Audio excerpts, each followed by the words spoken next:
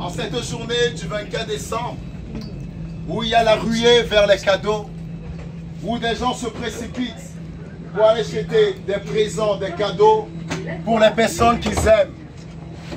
Cette journée est une journée où la plupart d'entre nous, nous allons offrir des cadeaux à nos familles, à nos proches.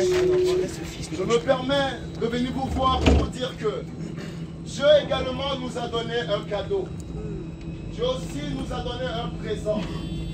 Et ce présent, c'est Jésus-Christ. Nous venons vous dire que Jésus est le don que Dieu a donné aux hommes. Amen.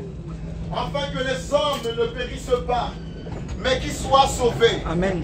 Jésus est le cadeau qui ne nous vient pas du Père Noël, mais qui nous vient du Père éternel. Amen. Je veux vous dire que n'ignorez pas, il y a une joie lorsqu'on offre, il y a une joie lorsqu'on donne. Et de la même manière, Dieu nous a prêté un cadeau. Et ce cadeau, c'est Jésus-Christ. Amen. Jésus pourra dire que celui qui croit en moi ne verra jamais la mort. Celui qui croit en moi vivra éternellement. Amen. Il trouvera l'eau de la vie. Et cette eau coulera en lui jusqu'à l'éternité. Toi qui m'entends, je demande ton attention. Tu dois savoir que Dieu a résolu un plan pour toi. Un plan pour te sauver de la condamnation éternelle. Il est écrit que tous les hommes ont péché et ont quitté la volonté de Dieu. Tous les hommes, tels qu'ils sont, peu importe ton origine, peu importe ta couleur, si tu meurs dans l'état où tu es, tu iras en enfer. Alors pour remédier à cela, Dieu nous a envoyé son Fils. Dieu nous a fait un cadeau, Dieu nous a fait un présent. Et ce présent, c'est Jésus-Christ. Nous venons vous l'annoncer en cet après-midi, que Dieu vous aime. Il est mort pour vos vies. Vous devez savoir que, tel que nous sommes, lorsque nous mourrons, nous n'allons pas nous incarner à des animaux, comme la philosophie nous apprend. Si nous mourons, tout n'est pas fini. L'homme n'est pas fait que de matière. L'homme a un esprit, l'homme a une âme et l'homme a un corps. Si tu meurs, ton corps ira dans la poussière. Ton esprit retournera à Dieu qui l'a donné. Mais ton âme, s'il n'est pas réconcilié avec Jésus, ton âme ira en enfer. C'est pour cela, cet après-midi, entends ma voix. Toi qui es là ce soir, entends ma voix. Je veux te dire que Jésus t'aime. Jésus est mort pour toi. Vous savez, chers concitoyens, les hommes peuvent donner leur vie pour leurs proches. Les hommes peuvent donner leurs organes pour les enfants qui sont malades. Les hommes peuvent donner une partie de leur corps pour ceux qu'ils aiment, pour leurs bien-aimés. Mais jamais dans l'histoire, on a connu un homme qui soit capable de donner sa vie pour des étrangers. Amen. Jésus est mort pour des gens qui ne connaissaient pas. Jésus est mort pour les coupables. Jésus est mort pour les gens de mauvaise vie. Oh, j'ignore ce qui te retient. J'ignore la raison pour laquelle tu ne veux pas tourner ta vie à Jésus. Si c'est le mal, j'ai la preuve que Jésus est capable de pardonner les meurtriers. Jésus est capable de pardonner les prostituées. Jésus est capable de pardonner les violeurs, les gens de mauvaise vie. Jésus est capable. L'Écriture nous donne des témoins où on montre Jésus en train de pardonner les hommes qui avaient du sang dans la main. Alors en cet après-midi, qu'est-ce qui te retient de venir à Jésus? Qu'est-ce qui te retient? Ne meurs pas en vain, mais tourne-toi à Jésus. Ne te perds pas. Jésus est ta solution. Ne va pas en enfer pour rien, mais viens te réconcilier dans la personne de Jésus. Oh, toi qui m'entends, aucune religion n'est morte pour toi. Aucune religion ne peut se sacrifier pour toi. Mais Jésus est le cobaye. Jésus est le bouc émissaire qui a accepté la souffrance, qui a accepté d'être percé, qui a accepté de faire couler son sang pour ton âme, pour ta vie. Toi qui m'entends, ne te perds pas. Tant que tu es encore vivant, il y a encore une espérance pour toi. Tant que tu es encore souffle de vie, souviens-toi de ton Créateur. Souviens-toi de ton Créateur.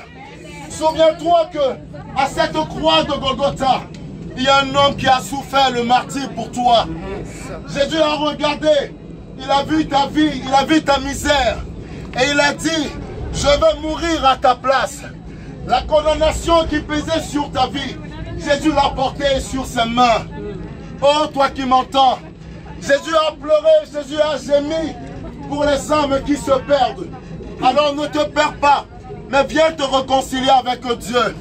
Toi qui m'entends, ce jour, même si Jésus n'est pas né en 24 décembre, beaucoup de familles en cette journée font une fête pour se rappeler qu'un enfant nous est né. Mais je veux vous dire qu'un enfant nous est réellement né. Un fils nous a été donné d'en haut. Et ce fils est Jésus-Christ. Tout homme, toute femme, peu importe ta religion, si tu te tournes à lui, tu recevras de Dieu le pardon de tes péchés. Dieu lavera tes fautes. Dieu lavera ta culpabilité. Amen. Oh, si c'est le mal, Dieu est capable de laver le mal au moyen du nom de Jésus-Christ. Amen. Si tu as fait du tort, Dieu est capable de te guérir. Il est écrit que Dieu ne se souvient pas du temps de l'ignorance. Mais aujourd'hui, si vous entendez ma voix, venez vous réconcilier avec Jésus. Venez vous réconcilier avec Jésus. Amen. Ne vous perdez pas. Ne mourrez pas. Jésus est la solution de Dieu. Jésus a dit, voici, je suis le chemin qui mène à l'éternité. Jésus a dit, voici, je suis la clé qui mène au paradis de Dieu.